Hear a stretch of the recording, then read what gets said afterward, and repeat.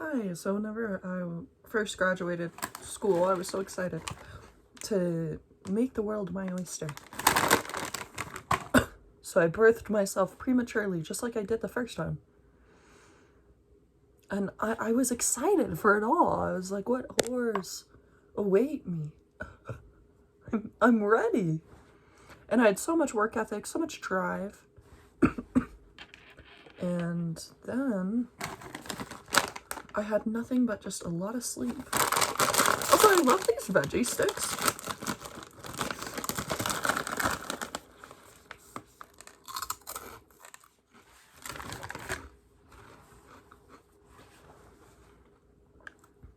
Then I thought I was dying for like all of last year. I actually thought I was dying.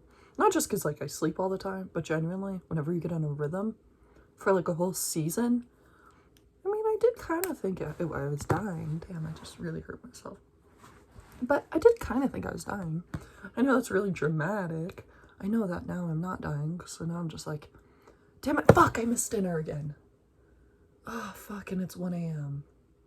And like, what am I supposed to do? Go back into the purgatory of my slumber?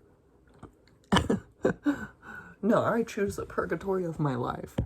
But it's really no use, or no wonder that I go through these periods. I should just force myself to be awake and force myself to slumber sometimes, because I also am in an insane insomniac sometimes where I do not, like, actually, I'm the kind of person that if you invite to a party, I can go all night. If that's what you want, I literally can. If that's what you want, I can do it.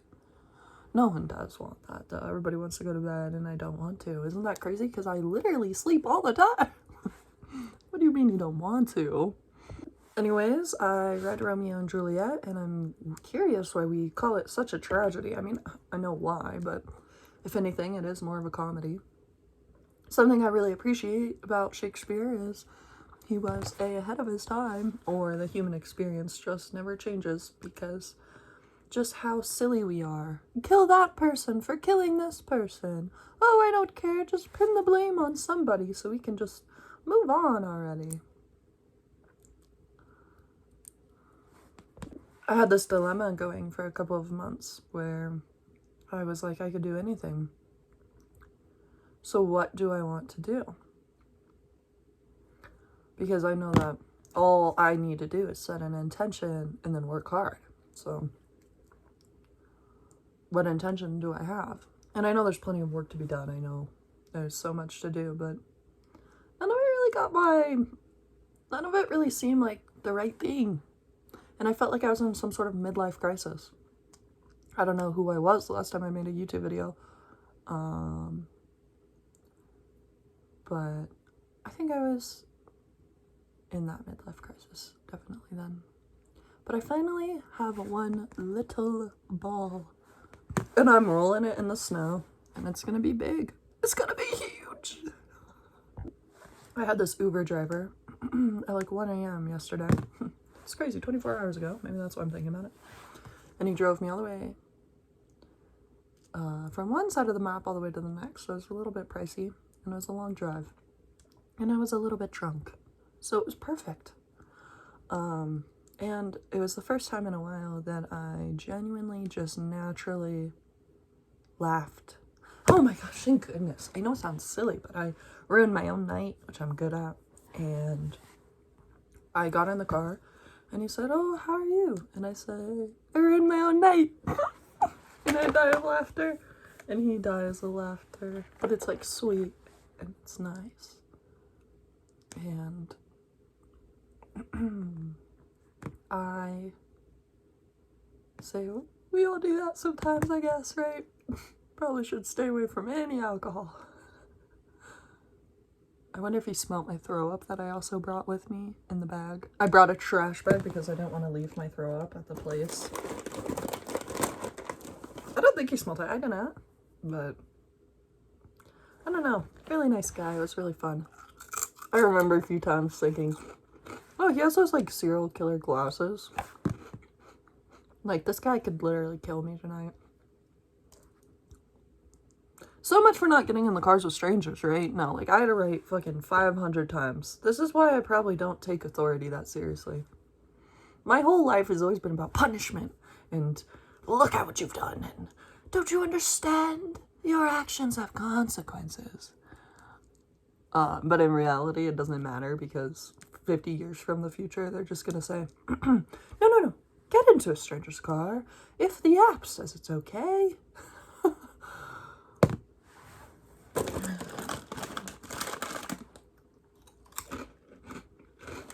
And you know I don't like authority. I know that makes me disagreeable. Just mind your business and I'll mind my own. I don't care. People get so possessive when they need to control you. Oh, well, this is my light strip. I bought it and I hung it up here, and so you must respect my light stream. No, I don't. And I don't want to. And you know what? Actually, I do. But, like, why do you gotta make such an emphasis? I wasn't even gonna look at it until you were like, don't even touch it. Then I was like, well, look at this shit. No, okay, I'm not rude. I don't actively go out of my way to annoy people unless I am under the influence of something. But I will say, no one cares about that, Tabitha. So let it go. And stop trying to make me care. And don't get me wrong, I understand that we all need to just draw boundaries occasionally, and that's fine. There's a correct and an incorrect way to do that. And I'm sick of the way that people approach it with me is like a whole pep talk like I'm their child. Hey, sit down. You are not allowed to do that. Do you understand? Okay. I mean, geez, it's not like I work for you. It's not like you give me money. Why am I being treated like this? Because people want to control. And it's very frustrating. For instance, a time. It was 2021, late 2021, and I was at the movie theater. It was around the time that people were or were not wearing masks. There's no regulations to wear masks inside anymore. And this person came over. The first thing they say to me is, put up your mask. I'm like, this is crazy. If we were anywhere, and this is like way after COVID, by the way. I'm telling you, late 2021. Some random worker finally got gifted the authority in their hands to be able to tell me what I should do. Yes, finally. God, these customers, they've been so annoying, and I've always just wanted to fix your jacket. You're not allowed to wear that here. I know it because assholes, unfortunately, are spread around the map everywhere, thinking that they are not an asshole. I know, because I'm an asshole. And the truth is, you get stuck working with assholes, or you get stuck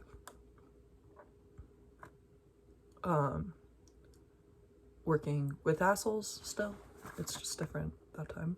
And there's no escaping it. And all of these assholes are gonna have their own little nitpicky ways of doing something. I can mop the floor, but it's just not the right way. Don't you understand? You're supposed to spin it 7 times. That time you only spin it 6. It's like, oh my goodness. Do you understand, guys? Do you understand, guys? That the jobs and the stuff I do, I take complete pride in it. But the second you come in here with your nitpicky, it goes on the left, not the right side. I no longer care anymore about it at all. You don't even appreciate this pristine put togetherness I did. Nope. And it's because I break rule number 1 every time. You should never outdo your master. Always work smarter, not harder. Always act like you can't work. Why do I go in with so much work ethic? No one appreciates it. And then they really don't like it. It's crazy. I enjoy my job. I'm not rushing it. I don't want to end it. It doesn't matter. Even if I do, it's not like my life is up to me. Even though it is. That really doesn't seem that way right now. And it's always, Sierra, do you think you could even just play on your phone at the job today? Because, I mean, it's like, dude, I just want to love my job. I wish people just appreciated me because I liked doing the job. I mean, fuck. Fun fact, nobody wants you to like a job. And if you like it, they don't like you there. They do not want you there. They don't want you there. Unfortunately, all assumptions that can be made about me as a person based off of this video are probably inaccurate, because I'm talking about nothing and everything all at once, and I'm dramatic as fuck. So it's not like I have coworkers. And this actually has very little to do with work and assholes anyways, and the sleeping schedule thing. And the I don't fit in thing. Did I mention that? Oh, I'm so alien.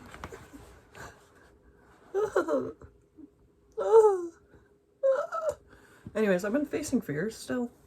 And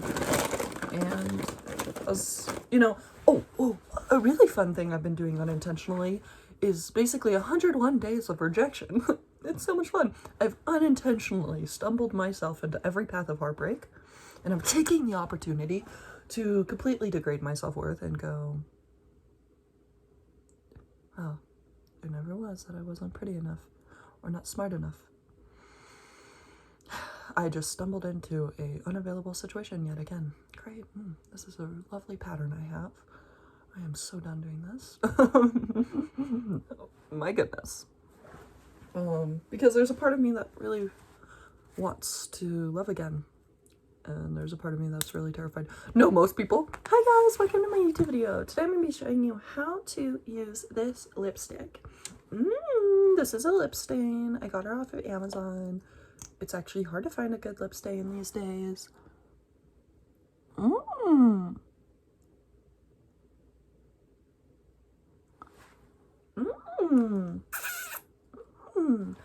Yay, me.